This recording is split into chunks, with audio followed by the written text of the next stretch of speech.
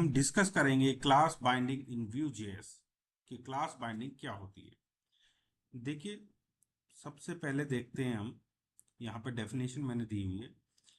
Class binding is use to dynamically set classes on a element. जब हम किसी element में डायनेमिकली क्लास सेट करते हैं तो उसे कहते हैं क्लास बाइंडिंग। तो हम क्लास बाइंडिंग दो तरीके से कर सकते हैं, एक तो v-bind::क्लास, इस तरह से, या फिर शॉर्ट सिंटैक्स इसका यूज कर सकते हैं, कोलन क्लास भी कर देंगे तो भी ये समझेगा ये डायरेक्टिव जो है क्लास बाइंडिंग के लिए यूज की गई है। ठीक है, तो यहाँ पे सबसे पहले आता ऑब्जेक्ट सिंटैक्स। चलो, पहले मैं यहाँ पे ले जाता हूँ आपको और ये टैक्स हटा लेता हूँ। ये, ये इस तरह से हटा दिया मैंने टैक्स। तो यहाँ पे एक डिव टैग है। मैं एक डिव टैग, मेरे पास डिव है ही, यहाँ पे एक टैग है डिव, इसी को ले लेता हूँ। अगर मुझे इस पर कोई क्लास देनी है, मान लीजिए क्लास इक्वल टू ABC, ये एक स्टैटिक क्लास है। ठीक है, मैं जाता हूं यहाँ पे, इसके अंदर कुछ ABC, कुछ टैग्स भी दे दिया मैंने इस तरह से। यहाँ पे देखिए ABC आ गया है। अब मैं यहाँ पे चेक करता हूँ तो यहाँ पे एक स्टैटिक क्लास लग रही है ABC। अगर मुझे कोई डायनेमिक क्लासेस इस पे ऐड करनी है तो वो मैं कैसे ऐड कर सकता हूँ? तो इसमें पहला जो देखिए, पहला टाइप दे रखा ऑब्जेक्ट टाइप। ऑब्जेक्ट टाइप से मैं क्लास ऐड कर सकता हूँ। ठीक है, कोलन क्लास, यहाँ पे एक्टिव इज एक्टिव।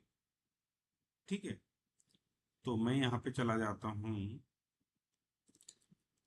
और यहाँ पे लेता हूँ कोलन क्लास, या तो मैं इस तरह से कोलन क्लास ले लूँ।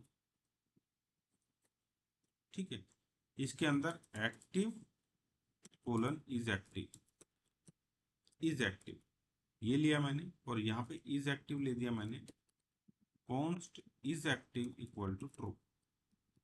ठीक है, तो ट्रू यहाँ पे क्लास आ जानी चाहिए। चलिए, मैं चलता हूँ यहाँ पे। अब हम देखते हैं, तो देखिए पहले एक्टिव क्लास थी जो हमारी, यहाँ पे एक्टिव क्लास जो क्या थी हमारी, स्टैटिक। नहीं, जो ABC क्लास थी वो हमारी स्टैटिक थी। अब यहाँ पे एक्टिव क्लास और आ गई है हमारी। ABC क्लास तो दी थी हमने स्टैटिक, डायनेमिक क्लास क्या आ गई है, एक्टिव। ठीक है, तो यहां से एक्टिव ट्रू मिला। अगर ये ट्रू है तो हमें मिल गई एक्टिव क्लास डायनेमिक। अगर मैं इसको फॉल्स कर देता हूं, अगर मैंने फॉल्स कर दिया तो देखिए यहाँ पे जो क्लास है वो अब ABC है, जो स्टैटिक थी, डायनेमिक वाली क्लास नहीं आ रही। ठीक है, अगर मैं एक और वेरिएबल ले लेता हूं, डेंजर ट्रू। ठीक है, एक से ज्यादा क्लासेस मुझे डायनेमिक लगानी है, तो ऑब्जेक्ट की तरह से की वैल्यू पेयर हम यहाँ पे लगा लेंगे। इसको ले लेते इज डेंजर,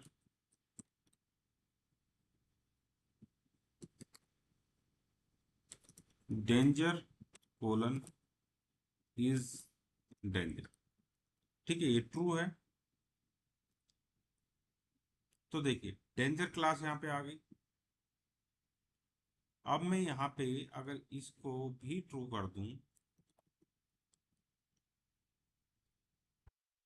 तो देखिए एक्टिव और डेंजर दोनों क्लास आ गई।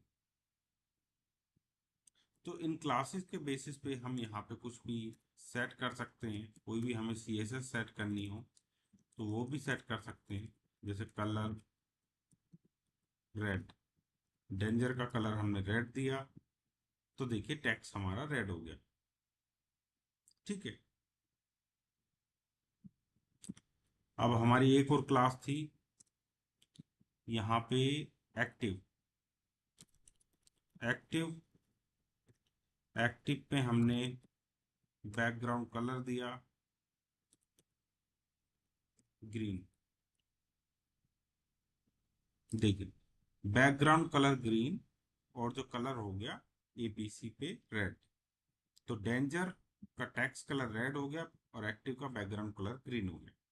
ठीक है, इस तरह से हम डायनेमिक क्लासेस हमारी यूज कर सकते हैं। इसको कहेंगे हम क्लास बाइंडिंग। और इस वी हाइफन बाइंड भी अगर हम करें तो सेम रिजल्ट हमें मिलेगा। ठीक है, V hyphen bind colon class का ही शॉर्ट सिंटैक्स है कोलन क्लास। ठीक, देखिए अब भी सेम मिल रहा है रिजल्ट। अब चलते हैं दूसरे पे, एरे की तरह से। मान लीजिए हमने क्लास नहीं लेनी है, हम एरे की तरह से लेना चाहते हैं। ठीक है, तो हम एरे की तरह से ले सकते हैं।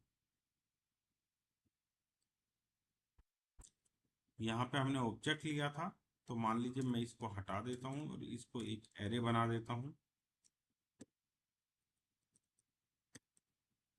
इस तरह से। ठीक है, और यहाँ पे मैंने दे दिया है एक्टिव, और यहाँ पे मैंने दे दिया डेंजर। डेंजर, ठीक है, चलिए देख लेते हैं। देखिए अब एक्टिव और डेंजर,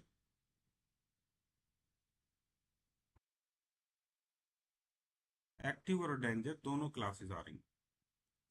ठीक है, तो यहाँ पे क्या दिया था, देखिए दो यहाँ पे इस तरह से हमारी क्लासेस, दो वेरिएबल थे, और उन्हें हमें डायरेक्टली अगर एरे में रख दिया तो जो भी उनके अंदर टैक्स होगा, ये टैक्स वो क्लासेस बन जाएगा एरे सिंटैक्स में। ठीक है, स्टैटिक एंड डायनेमिक, ये मैंने दोनों स्टैटिक एंड डायनेमिक शुरू में ही बता दिया आपको। एक क्लास अगर हमें स्टैटिक रखनी है तो हम डायरेक्ट ऐसे दे देंगे, और डायनेमिक रखनी है तो कोलन क्लास करके इस तरह से हम दे देंगे। ठीक है, फिर हमारे पास एक चीज आती है यहाँ पे, बाइंडिंग विद कंप्यूटेड प्रॉपर्टी। ठीक है, बाइंडेड विद कंप्यूटेड प्रॉपर्टी, इसको अभी समझना थोड़ा सा आपको मुश्किल हो सकता है इसको, लेकिन मैं इसको कॉपी कर लेता हूँ, आपको समझाने की कोशिश करता हूँ। लेकिन बाद में तो मैं कंप्यूटेड, ये जो है कंपोजिट एपीआई है जो मैंने अभी शुरू नहीं की है, इसको मैं डिटेल में समझाऊंगा आपको कंपोजिट एपीआई क्या होती है।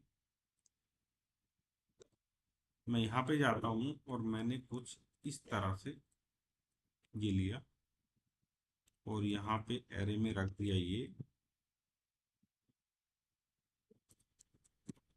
ठीक है, अब देखिए इज एक्टिव यहाँ पे ट्रू है, और हैज एरर जो है फॉल्स है। तो यहाँ पे हमने व्यू के लाइब्रेरी से कंप्यूटेड प्रॉपर्टी यहाँ पे ले ली। एक जैसे एरो फंक्शन हुआ तो इसके अंदर ऑब्जेक्ट हमने पास कर दिया, इसके अंदर एक्टिव और टेक्स्ट डेंजर। जब हम डेंजर क्लास ले रहे थे, इसको डेंजर कर देते हैं तभी हमारा कलर दिखेगा। ठीक है, अब हम चलते हैं, पहले मैं आपको दिखा देता हूँ। यहाँ पे ग्रीन कलर यहाँ पे ऐड हो रहा है। क्यों ग्रीन कलर ऐड हो रहा है? क्योंकि यहाँ पे एक्टिव क्लास आ गई। क्यों आ गई ये एक्टिव क्लास? क्योंकि इज एक्टिव ट्रू था, इज एक्टिव ट्रू था, तो हमारा यहाँ पे एक्टिव क्लास यहाँ पे आ जाएगी।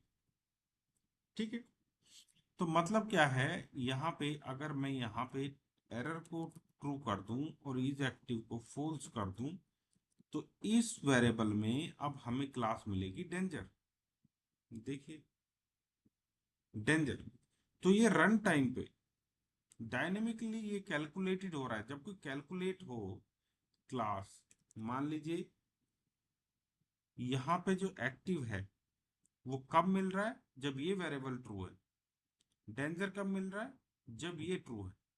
तो मतलब जब एक्टिव ट्रू होगा तब ये क्लास इसमें आ जाएगी एक्टिव, और जब कोई एरर होगी तब यहाँ पे डेंजर आ जाए।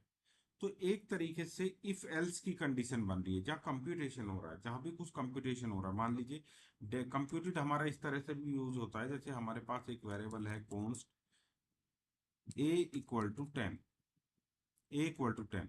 ठीक है, अब हमें a+5 करना है, a+5 तो कंप्यूटेड, ये भी हम इससे कर सकते हैं a+5 15 लेने के लिए। ठीक है, तो ये कंप्यूटेड क्या करता है यहाँ पे क्लासेस के केस में, कि अगर हमारे पास हमें 2-3 क्लासेस हैं और उनमें से चूज करना है, सेलेक्ट करना है कि कब किसी डायनेमिक कंडीशन पे ये क्लास होनी चाहिए, तो उस केस में कंप्यूटेड का यूज किया जाता है। ठीक है, इसको कंपोजिशन एपीआई बोलते हैं। अभी के लिए आप समझ लीजिए कि एक पैकेज से हमने इंपोर्ट किया कंप्यूटेड, और इस तरह से उसके अंदर हमने एक ऑब्जेक्ट पास कर दिया और उसके अंदर वेरिएबल की वैल्यू ट्रू फॉल्स पास कर दी। ठीक है, दोनों ही क्लासेस में से कोई एक ही वैल्यू स्टोर करेगा ये एक बार में, दोनों नहीं करने वाला है एक्टिव डेंजर। ठीक है, वो हमें यहाँ पे मिल जाएगी। अगर मैं यहाँ पे दोनों जगह ट्रू कर दूं, मान लीजिए मैंने यहाँ पे दोनों जगह ट्रू कर दिया तो दोनों वैल्यू आ जाएंगी। ठीक है, अगर यहाँ पे 10 वैल्यू होती और 10 के 10 ट्रू होते तो 10 वैल्यू आ जाती, 10 क्लास लग जाती एरे की फॉर्म में। ठीक है, तो मतलब इसमें कंप्यूटेड वैल्यू होगी वेरिएबल के बेस पे। तो इसे कंपोजिट एपीआई को बाद में और डिस्कस करेंगे। अभी आप फिलहाल ये पैकेज से आता है, इसको व्यू पैकेज से हमने इंपोर्ट कर लिया कंप्यूटेड, इतना समझ लीजिए। तो ये था क्लास बाइंडिंग। क्लास बाइंडिंग किस लिए यूज होती है? जब हमें डायनेमिक कोई क्लास क्रिएट करनी होती है। स्टैटिक तो हम इस तरह से क्लास इक्वल टू एबीसी दे सकते हैं, लेकिन क्लास बाइंडिंग हमारी यूज होती है जब हमें डायनेमिक कोई क्लास ऐड करनी है, कोई क्लास एट्रीब्यूट डायनेमिकली किसी एलिमेंट पे ऐड करना है, तो क्लास बाइंडिंग यूज होती है। तो ये थे हमारे 4 टाइप से हम जैसे जैसे कर सकते हैं। पहला ऑब्जेक्ट से, फिर एरे से, फिर स्टैटिक और डायनेमिक दोनों। ठीक है, और उसके बाद कंप्यूटेड, अगर प्रॉपर्टी को हमें कंप्यूट करना है। ठीक है, आई होप आपको क्लास बाइंडिंग समझ में आया होगा। अगर आपको क्लास बाइंडिंग समझ में आया तो वीडियो को लाइक करें, चैनल को सब्सक्राइब करना ना भूलें। Thank you.